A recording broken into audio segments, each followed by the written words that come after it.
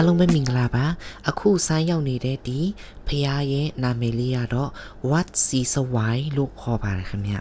ဒီဖះရဲ့အာသာချက်ကတော့ပေါ့နော်သူများနဲ့မတူတဲ့သူတို့ရဲ့ပါလဲဆိုတော့ခမာရဲ့ပြီးသူကာကိုယူပြီးတော့မှတိဆောက်ထားတဲ့ဘုံကြီးချောင်းတစ်ချောင်းဖြစ်ပါတယ်ခင်ဗျဒီဘုံကြီးချောင်းဒီ73ရာစုတုန်းကပေါ့နော်ဒီဆောက်ထားတဲ့ဘုံကြီးချောင်းဖြစ်တဲ့အပြင်ပေါ့နော်73ရာစုနှစ်တုန်းကဆိုရင်ဒီမြို့ရဲ့လူတွေကမြို့ခံတွေရပေါ့နော်သူကဟိန္ဒူဘာသာတွေဖြစ်ကြပြီးတော့မှဒီစီတီရဲ့အပေါ်ပိုင်းဆိုရင်ပေါ့နော်ပိတနိုးနတ်ရဲ့ရုပ်ထုလေးရှိပါသေးတယ်ခင်ဗျအခုခေတ်ကြတော့ပေါ့နော်အဲ့ဒီအပြင်ပိုင်းရဲ့စီတီအပေါ်ပိုင်းမှာကိုနဂါးရုပ်တွေနှက်ရုပ်တွေပြန်လည်ပြီးတော့မှပြုတ်ပြင်ထားပါတယ်ခင်ဗျ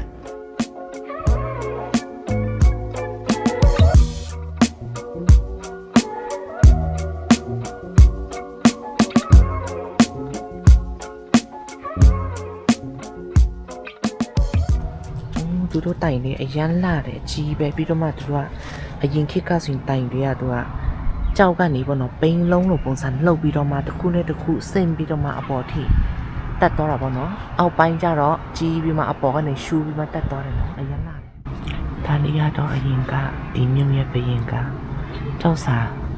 ထူခိုင်းတာပေါ့နော်ဒီကြောက်စာကလည်းဒီအခုဆိုင်ရဲ့အနောက်မှာရှိပါတယ်ပြမယ်နော်ဒီကြောက်စာကဒါအရင်ကသူတို့ဟိုပါပေါ့ဘရင်ကခိုင်းထားတဲ့ကြောက်စာပေါ့တရားဒါကအစ်စ်ပါခင်ဗျာ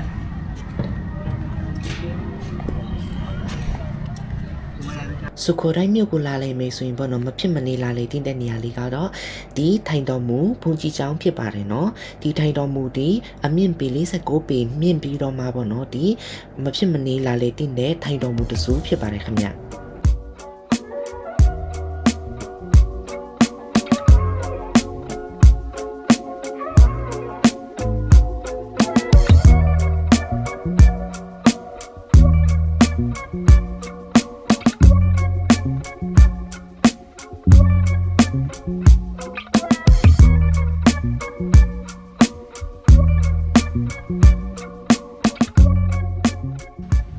ဒီနေရာမှာဆိုရင်ပေါ့နော်လူနဲ့အရန်ဝေးတဲ့နေရာဖြစ်ပါတယ်အဲဟာကိုမှတူတော့ဒီဗာလဲ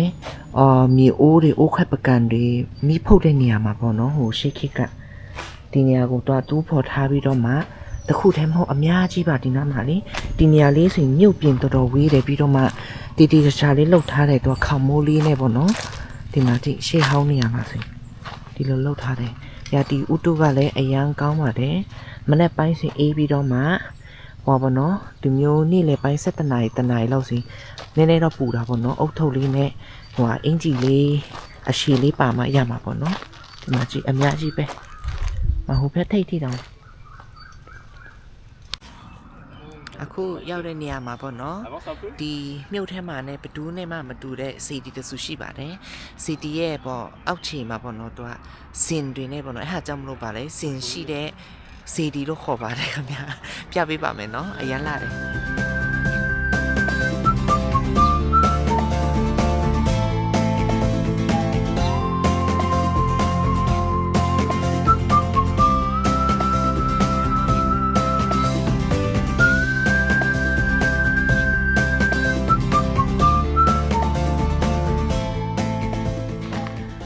အခုကတော့ပေါ့နော်သူများမရောက်တဲ့တောင်ပေါ်စီဒီသွားပါမယ်ခင်ဗျဟိုကလေအချိန်က9 ခွဲနဲ့ဖြစ်နေပြီမြန်သွားရအောင်မဟုတ်ရင်ဟို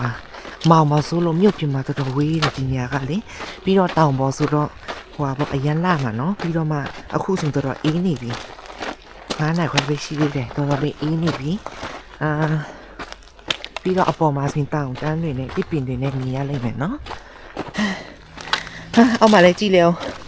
ကြောက်ကြောက်ခဲတွေနဲ့အရင်ခေတ်က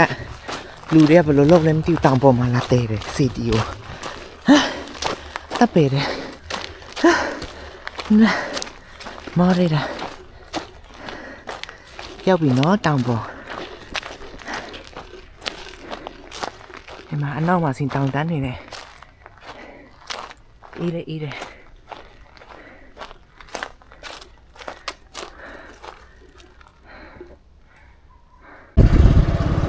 ကတော့9 နာရီအချိန်ပေါ့နော်